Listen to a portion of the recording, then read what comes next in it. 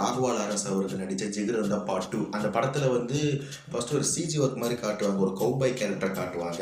யாரா இந்த கௌபாய் கேரக்டர்னு அப்படியே கொஞ்சம் கொஞ்சமாக பார்த்துட்டு வரும்போது அப்புறமா தான் தெரியும் அவர் வந்து ஒரு ஃபாரின் ஆக்டர். இப்போ வந்து அவரை வந்து அவரோட சிமிலார்லாம் இங்கே காட்டுவாங்க. அவர் வந்து ராகவா லாரன்ஸுக்கு வந்து ஒரு கேமராவை கொடுத்த மாதிரிலாம் சீனை வச்சுருப்பாங்க. அதாவது அவர் வந்து அந்த கௌபாய்ன்ற கேரக்டருக்கு விதையப்பட்டதே அவர் தான்.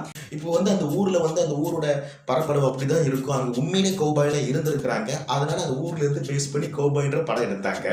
ஆனால் நம்ம ஊரில் அந்த மாதிரிலாம் எதுவுமே இல்லை.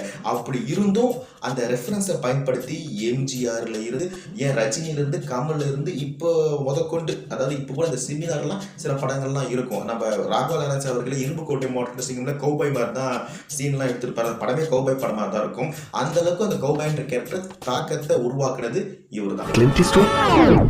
ஹேண்டில் கீழே லிங்க் இருக்கு, அதை டச் பண்ணிங்கன்னா ஃபுல் வீடியோ வரும். அப்படி மறக்காம சேனலை சப்ஸ்கிரைப்